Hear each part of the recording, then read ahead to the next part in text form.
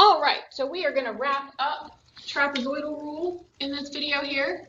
We're going to do one more example with the trapezoidal rule, and then we're going to talk about another rule called Simpson's rule. So I told you we're going to do a real world problem. So here we have a diesel generator that's running continuously, consuming oil at a gradually increasing rate until they have to temporarily shut it down in order to replace the filters. So here we have data in a table that shows the oil consumption rate in liters per hour over the course of 8 days. All right. The first question that is asked is apparently on the next slide, is to give an upper estimate and a lower estimate for the amount of oil consumed by the generator during that week. So if you think back to rectangular approximations, the LRAM and RRAM are always going to give you an upper and a lower estimate. One of them is going to be the upper, one of them is going to be the lower. We don't know at this particular moment necessarily which one is which, but we're going to have to find them both anyway. So we might as well find them and then determine which one's the upper or the over estimate and which one's the lower or the under estimate. So if we go back first off to the information in the table, we need to figure out the width of our interval. First off, are they counting by the same width? Well, since it's counting 1 day at a time, obviously days are equally spaced. And then what is that spacing? So the spacing, you need to kind of pay attention to the way they're counting. They're counting in days, but then the rate is in liters per hour. So our time doesn't match at the moment. So really what we need to do is, rather than going by day, we need to think about this as being 24 hours at a time. So the width of each of these intervals is 24 hours, and that's consistent all the way through. Now, if we're going to do the LRAM estimate, we would add together all of these rates except for the last one, and that would be our LRAM estimate. RRAM then is going to be adding together all of these rates except the first one. So if I go back to my second page here where I have this, the LRAM estimate, each day is 24 hours long, and I'm going to add together all the rates from 0.019 to 0.031. And so even though we've gone over what it is we're supposed to be doing, we would want to write this on our paper if it was an FRQ question, because they want to see your setup for what you were using to determine your LRAM or RRAM or MRAM or your trapezoid estimate there. So you do need to show that step that I've just shown. Then at that point, this would be a calculator problem just based off the numbers. And so if we add all that together and multiply by 24, we get 4.008 liters for the LRAM estimate. RRAM then, let me do that in blue since that's what I labeled it with on the table. So RRAM, again, each day is 24 hours long, and I would add together the numbers from 0.020 all the way to 0.035.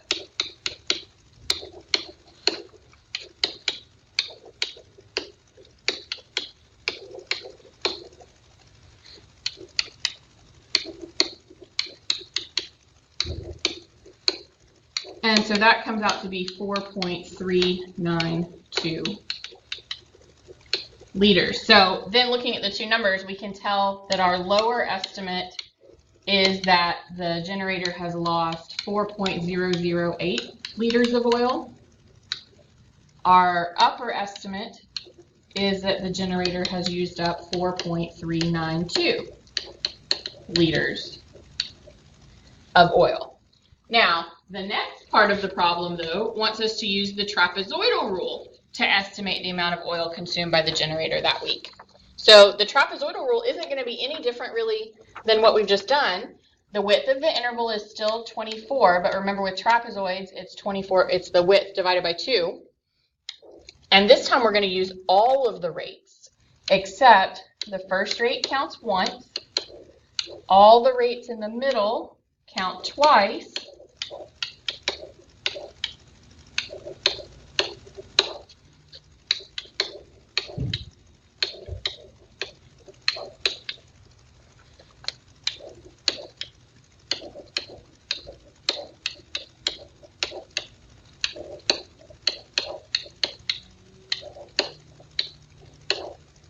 And so we get a total of 4.2 exactly liters of oil consumed.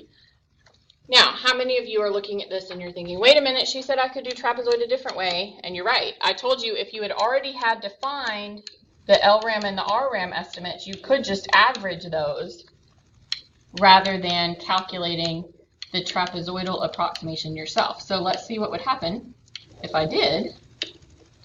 If you add those two amounts on top together, you get 8.4, which would come out to give us the 4.2 liters that I got the long way as well.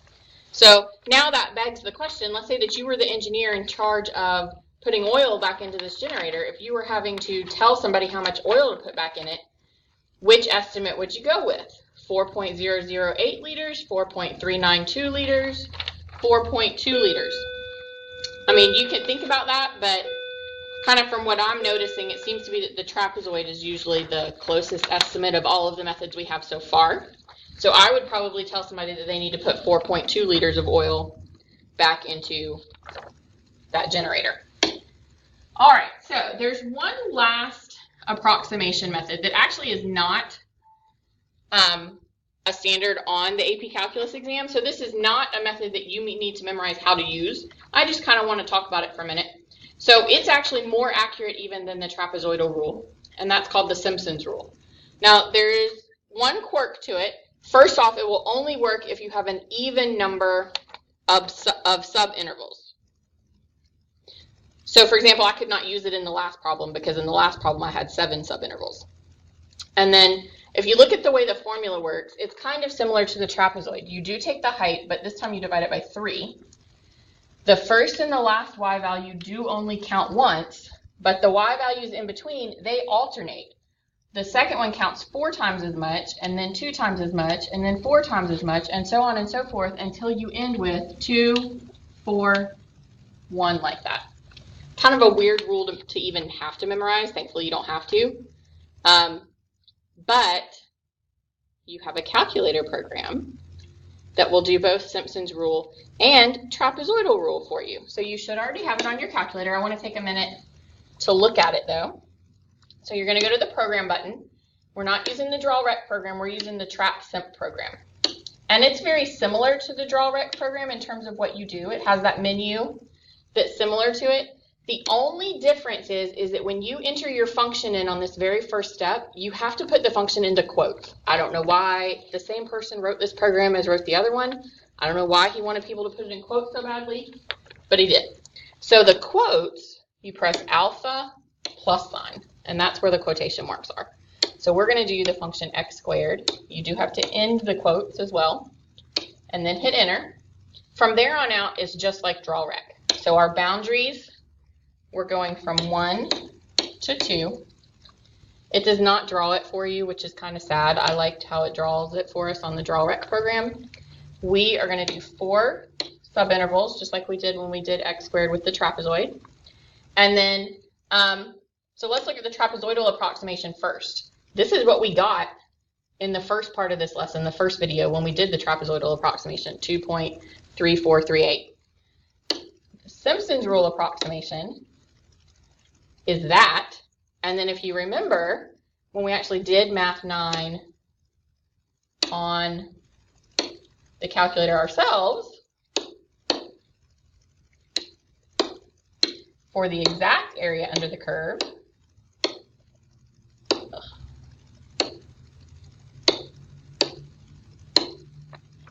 look at that. It came out to be the exact same thing that we got with Simpson's rule. So Simpson's rule is the most accurate, but luckily we don't have to memorize that weird formula because we should know at this point how to algebraically integrate. And we're going to continue to practice that some more to be able to find this exact value of 2.3 repeating ourselves. All right, so that wraps up. The trapezoidal rule. Hopefully it's made sense to you.